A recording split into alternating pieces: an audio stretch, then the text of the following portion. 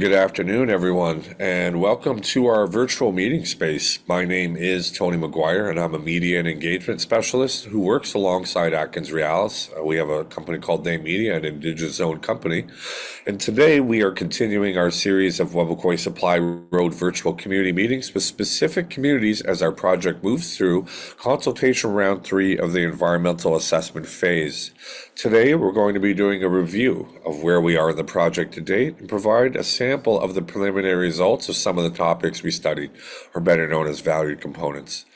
The purpose of these virtual community meetings is to provide your community and its members with an update on our project and to receive input on the project as we walk through the environmental assessment process. While this meeting is virtual, our team is available anytime to meet with your community, either in person or in whatever format best suits your community. We have all the technology to do Zoom and to visit communities, anything you want to do. So at the same time, we will respect your community consultation protocols, meaning if you want us to visit, we'll come visit you.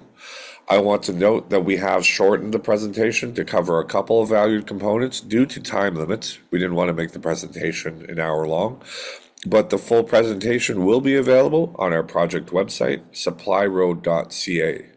And since Don is in Cincinnati, I believe, I think he'll be back Wednesday. We'll only be taking questions and comments once the presentation is over, and we'll get back to you with any answers that you require. We have the wonderful Fred Jacob of Webakoi First Nation doing translation services. You can just click on the icon indicated by the yellow arrow on your screen to access these services. That just came up where you have to click. And so let's get started now with a few words from Chief Wabas of Webakoi First Nation talking about the importance of the project to his community. Webakoi has a vision, for their community, and we're looking for ways to how to prosper our community, and also to find or address some of the challenges that we have in our community. So we look into economic development, and we look into what's out there that can help us, become a community a vibrant community that that is prospering from using the lands and resources. And one of the things that we're doing is that we're looking at some potential economic development opportunities, including developing a road to potential sites in mineral development. So we are exploring opportunities for our community, and also looking at our future generation as well too. We'd like to see be able to have opportunities for our future generation, so they can live a good life and a healthy life, and hopefully with the opportunities that we're looking at, it will generate job opportunities and also bring in a good infrastructure for our community. I see that someone with the cool name Ice McKenna just came into the room. And so our thanks to Chief Wabas for his thoughtful comments on the importance of the Webakoi Supply Road project to his First Nation. Now let's move on to the presentation. It's part 2 of the preliminary results of the valued components. Then we'll come back, we'll talk about any feedback received from the community, and we'll take any questions or comments that we'll give to Don, and he'll get back to you on that you may have. So I believe Anders has that up. Let's play consultation round 3, part 2. Welcome to round 3 of the WSR environmental assessment phase. Recently, we covered part 1 of the presentation, which talked about what is being looked at in the provincial environmental and federal impact assessments, how the effects assessment is being completed, and the preliminary effects assessment results for select valued components, which are basically the different things we have studied as part of the environmental assessment and impact assessment. Today, we will be covering part 2, in which we continue to go over the preliminary results of effects assessment for select valued components, and we'll also cover cumulative effects, which are the leftover effects of this project combined with others from the past, present, and future. Webequie First Nation is about 200 to 250 kilometers from the Hudson Bay and James Bay coasts, and the planned Webequie Supply Road runs south of Webequie and then east to the Ring of Fire area. The purpose of the Webequie Supply Road is to move people and supplies to the Ring of Fire area, create jobs and business opportunities for community members, as well as skills training opportunities for young people. As this is Webequie's project, this would be done in a careful, sensitive way that will preserve and strengthen the community's language and culture. The planned road will be 107 kilometers long, with 17 kilometers on the Webequie First Nation reserve lands. The corridor planning area is 2 kilometers wide, but the actual cleared area will be 35 meters wide, make 3 large water crossings, and will include temporary pits and quarries, equipment storage areas, and construction camps. The road will make 6 major water crossings and will include temporary pits and quarries, equipment storage areas, and 4 construction camps. Now let's talk about the communication we have had with Indigenous communities. In our consultation rounds 1 and 2, and part 1 of round 3 of consultation with communities, the project website was updated with new information. Notices were sent to all 22 communities, offering a variety of engagement options, and in-person and virtual community sessions were conducted, as well as streaming sessions to help community members better understand the process and the project overall. As mentioned, the WSR consultation team offered opportunities for all 22 Indigenous communities to provide input on the project during round 3, part 1, as we previously did during round 1 and round 2. The virtual community sessions with each of the 22 communities are heavily promoted through social media and email. A variety of input was received on the project during round 2, ranging from ownership and responsibility for the completed road, impacts of climate change, employment and training opportunities, business opportunities, and impacts on treaty rights to potential downstream impacts to coastal communities. Much of the feedback related to topics that will be addressed as the project moves closer to construction, or those that are of a more regional nature and have their own process, such as federal regional assessment. Let's move now to the heart of the presentation. In part 1 of round 3, we described what is an EA or IA and what is being assessed in the EA or IA. As a refresher, environmental assessments are studies which assess the potential environmental effects, good or bad, of an individual proposal or project. For our purposes, the term environmental assessment or EA refers to the provincial process, while impact assessment or IA refers to the federal process. It includes engagement with rights holders and stakeholders to inform the process. As we have mentioned before, valued components or VCs are what has been identified by community members, the general public, and technical experts as required for study in the environmental assessment or impact assessment. In part 1, we looked at the project's effect on some select valued components. Today, in part 2, we are looking at the project's effect on some other select VCs and other effects such as accidents or spills. Before we go further, let's review some key terms. Valued components, or VCs, are what are to be studied in the EA and IA.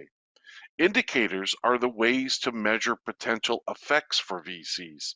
Temporal boundaries is the timeline for assessment, and spatial boundaries are the geographic areas for assessment. Now we are going to talk about how the effects assessment is done.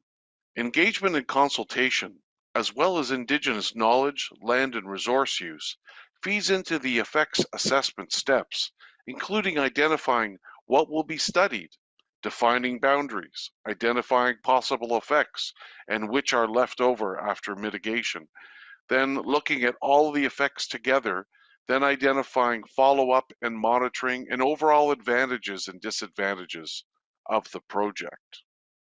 We have received a lot of IKLRU information so far, including the purpose of traditional ceremonies, reliance on country foods, and climate change impacts. Existing or baseline conditions for each of the VCs are described through background research, engagement and consultation, and field studies. For each VC, we look at potential effects and pathways, how it happens, the route followed. For example, grading or reshaping the land as part of the project usually hardens the ground, making it harder for rain to get into the soil and lowering groundwater levels. Mitigation can be done in different ways. Elimination of effects, reduction and control of effects and offsets, where improvements can be made elsewhere to improve fish habitat, for example. When we describe the net or leftover effects, we talk about the direction of the changes, positive or negative, the amount of change, the area impacted by the effect, when the effect will occur, how long the effect will be, how often it will occur, the social or cultural effect, whether the effect will be permanent, and how likely the effect is to occur. We determine how significant net or leftover effects using a number of methods, such as scientific experts working with community members, assessing risk ranking, or weighing effects, as well as the professional judgment of experts using their knowledge and experience. Let's move now to talk about preliminary results of effects assessment for select valued components. While we will focus on vegetation, which includes peatlands, wildlife, Aboriginal and treaty rights and interests for this presentation, due to limited time, the full version of this presentation that is available on the website will include preliminary results for social and economic, cultural heritage and archaeology, and human health and country foods. Possible impacts on vegetation could include changes in the variety or number of vegetation species through removal of some vegetation species that are rare or are important to community members and introduction of other species not from the area. We plan to mark and protect sensitive areas, including rare vegetation communities, as well as use lower impact vegetation clearing equipment. No herbicides or chemicals will be used to remove vegetation will be used. Also, specific management plans for soils, vegetation, erosion and sediment control, fuel storage and handling, spills prevention, construction waste, and site restoration and monitoring will be put in place to mitigate, meaning reduce or eliminate, potential project impacts. As for wildlife, the project could possibly result in wildlife loss due to project activities such as vegetation clearing and culvert installation.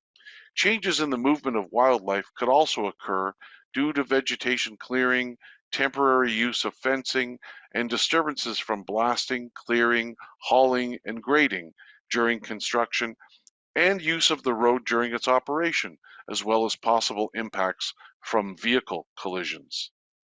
To mitigate or control possible impacts, our team will identify key wildlife habitat, avoid areas frequently used, time construction activities to limit impacts, help restore habitat and population of species at risk, put wildlife and vegetation management plans into action, and restore temporarily disturbed areas immediately after construction.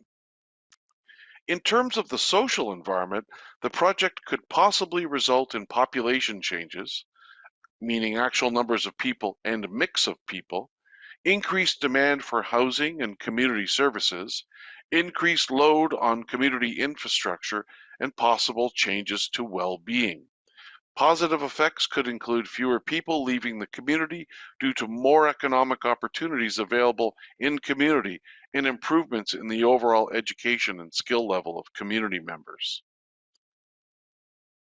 To limit possible impacts on the social environment, cultural awareness training will be conducted for outside workers. Temporary construction camps will be used, training programs will be provided, improvements to healthcare facilities and services will be made, the number of outside workers will be limited, and air transportation will be used to limit impacts on community infrastructure. In terms of potential impacts on community members and the ability to exercise Aboriginal and treaty rights, the project could potentially impact access to lands and resources for traditional activities, change plants and animals, change harvesting areas, as well as impact the quality and type as well as availability of culturally important areas. To limit the impacts on community members and the exercise of their Aboriginal and treaty rights, we plan to continue to consult with community members to identify how to minimize or avoid impacts, avoid key traditional use areas, restore disturbed areas as quickly as possible, and use Indigenous knowledge, land and resources use information in not only the EA and IA, but also project development, planning, and design. Cumulative effects are the net effects of the project, combined with the net effects of other past, present, and future projects. It recognizes that the project does not sit alone in terms of impacts. There are a number of past, present, and future physical activities or projects in the general project region that are being considered in the cumulative effects assessment. Fish and fish habitat. The leftover effects of the proposed project on fish and fish habitat are expected to be low in magnitude with the implementation of mitigation measures to reduce or eliminate impacts. When it comes to Aboriginal and treaty rights and interests, potential cumulative effects of the proposed WSR and other activities or projects that could overlap with the WSR are anticipated to have predictable and mitigatable effects on local Indigenous communities. Traditional land and resource use patterns may be changed due to increased access. Changes to community life and traditional lifestyles or cultural continuity are not expected to change that much with the all-season road, given the implementation of mitigation measures. In terms of other possible effects, these could be what are called accidents or malfunctions, and could include accidental spills of hazardous materials, such as gasoline, diesel, propane, hydraulic fluids, lubricating oils and greases, and explosives, fires and explosions, damage or failure of road and or structure crossings of water bodies, vehicle or equipment accidents, accidental collisions involving vehicles associated with the project and vehicles moving through or around construction sites, or accidental death of animals due to inappropriate machinery or equipment operation. Accidental movements into environmentally sensitive habitat and sites such as watercourses or areas of cultural importance. Possible environmental effects of the project could include extreme weather events, wildfires, and changing climate. We designed the project to consider things like environmental risks and the changing climate. We also follow all design requirements for provincial highway projects. Our project emergency response plans take things like extreme weather events and wildfires into consideration. The project's EA or IA is required to include a description of the extent to which the effects of the project hinder or contribute to the Government of Canada's ability to meet its environmental obligations and its commitments in respect to climate change. The goals and objectives of the proposed Webequie Supply Road are as follows: to facilitate the movement of materials, supplies, and people from the Webequie Airport to the area of existing mineral exploration activities and proposed mine developments in the McFalls Lake area, to provide employment and other economic development opportunities to Webequie First Nation community members and businesses that reside in or around the community's reserve and traditional territory while preserving their language and culture, and to provide experience and training opportunities for youth to help encourage pursuit of additional skills through post-secondary education. As of now, the plan is to finalize the environmental assessment in 2026. You can contact us in many ways. Miigwech, and see you soon. And thank you, Virtual Dawn, for your wonderful, wonderful video that you let us watch and present. And I'm just going to take a quick look around to see if there's any questions.